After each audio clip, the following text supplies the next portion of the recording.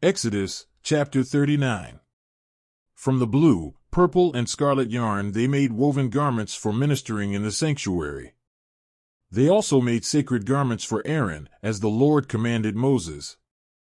They made the ephod of gold, and of blue, purple, and scarlet yarn, and of finely twisted linen. They hammered out thin sheets of gold and cut strands to be worked into the blue, purple, and scarlet yarn and fine linen, the work of skilled hands. They made shoulder pieces for the ephod, which were attached to two of its corners, so it could be fastened. Its skillfully woven waistband was like it, of one piece with the ephod and made with gold, and with blue, purple, and scarlet yarn, and with finely twisted linen, as the Lord commanded Moses. They mounted the onyx stones in gold filigree settings and engraved them like a seal with the names of the sons of Israel. Then they fastened them on the shoulder pieces of the ephod as memorial stones for the sons of Israel, as the Lord commanded Moses. They fashioned the breastpiece, the work of a skilled craftsman. They made it like the ephod, of gold, and of blue, purple, and scarlet yarn, and of finely twisted linen. It was square, a span long and a span wide, and folded double. Then they mounted 4 rows of precious stones on it. The first row was carnelian, chrysolite, and beryl. The second row was turquoise, lapis lazuli, and emerald. The third row was jacinth, agate, and amethyst. The fourth row was topaz, onyx, and jasper. They were mounted in gold filigree settings. There were 12 stones, one for each of the names of the sons of Israel, each engraved like a seal with the name of one of the 12 tribes. For the breastpiece they made braided chains of pure gold, like a rope. They made 2 gold filigree settings and 2 gold rings, and fastened the rings to 2 of the corners of the breastpiece. They fastened the 2 gold chains to the rings at the corners of the breastpiece, and the other ends of the chains to the 2 settings, attaching them to the shoulder pieces of the ephod at the front. They made 2 gold rings and attached them to the other 2 corners of the breastpiece on the inside edge next to the ephod. Then they made 2 more gold rings and attached them to the bottom of the shoulder pieces on the front of the ephod, close to the seam just above the waistband of the ephod. They tied the rings of the breastpiece to the rings of the ephod with blue cord, connecting it to the waistband so that the breastpiece would not swing out from the ephod, as the Lord commanded Moses. They made the robe of the ephod entirely of blue cloth, the work of a weaver, with an opening in the center of the robe like the opening of a collar, and a band around this opening, so that it would not tear. They made pomegranates of blue, purple, and scarlet yarn and finely twisted linen around the hem of the robe. And they made bells of pure gold and attached them around the hem between the pomegranates. The bells and pomegranates alternated around the hem of the robe to be worn for ministering, as the Lord commanded Moses. For Aaron and his sons, they made tunics of fine linen, the work of a weaver, and the turban of fine linen, the linen caps and the undergarments of finely twisted linen. The sash was made of finely twisted linen and blue, purple, and scarlet yarn, the work of an embroiderer, as the Lord commanded Moses. They made the plate, the sacred emblem, out of pure gold and engraved on it, like an inscription on a seal, holy to the Lord. Then they fastened a blue cord to it to attach it to the turban, as the Lord commanded Moses. So all the work on the tabernacle, the tent of meeting, was completed. The Israelites did everything just as the Lord commanded Moses.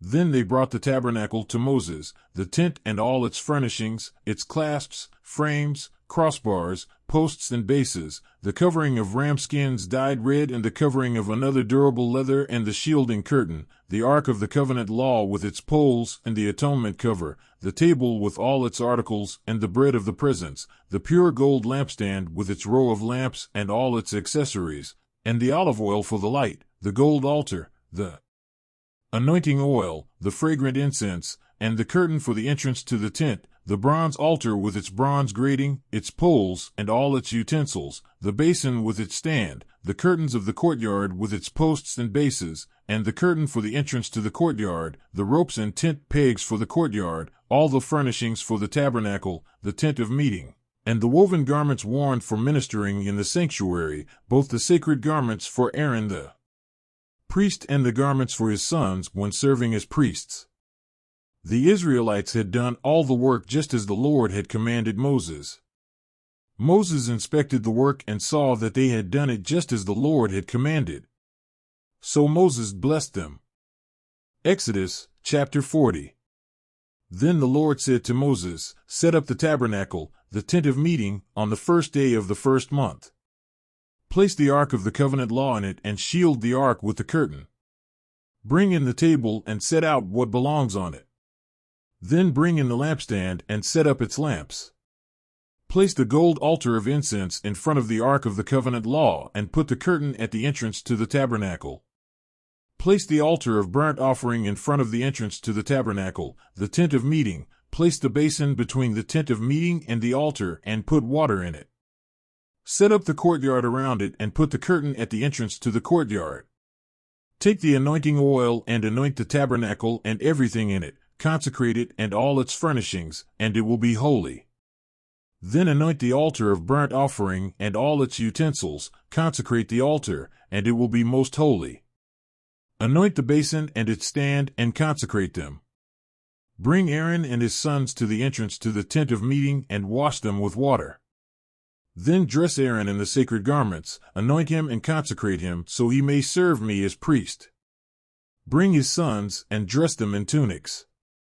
Anoint them just as you anointed their father, so they may serve me as priests. Their anointing will be to a priesthood that will continue throughout their generations." Moses did everything just as the Lord commanded him. So the tabernacle was set up on the first day of the first month in the second year. When Moses set up the tabernacle, he put the bases in place, erected the frames, inserted the crossbars, and set up the posts. Then he spread the tent over the tabernacle and put the covering over the tent, as the Lord commanded him. He took the tablets of the covenant law and placed them in the ark, attached the poles to the ark, and put the atonement cover over it. Then he brought the ark into the tabernacle and hung the shielding curtain and shielded the ark of the covenant law, as the Lord commanded him. Moses placed the table in the tent of meeting on the north side of the tabernacle outside the curtain and set out the bread on it before the Lord, as the Lord commanded him.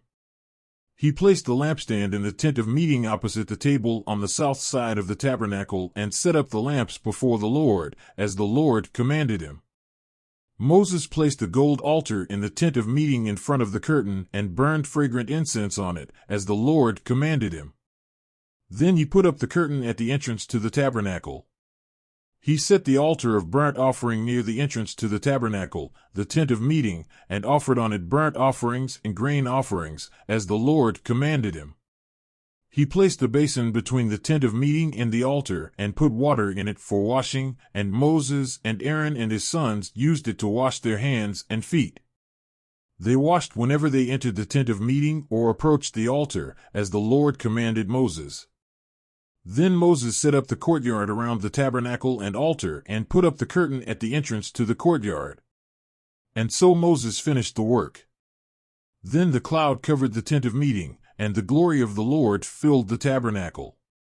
Moses could not enter the tent of meeting because the cloud had settled on it, and the glory of the Lord filled the tabernacle.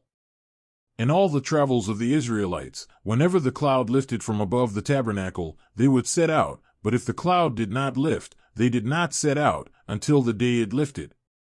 So the cloud of the Lord was over the tabernacle by day, and fire was in the cloud by night, in the sight of all the Israelites during all their travels.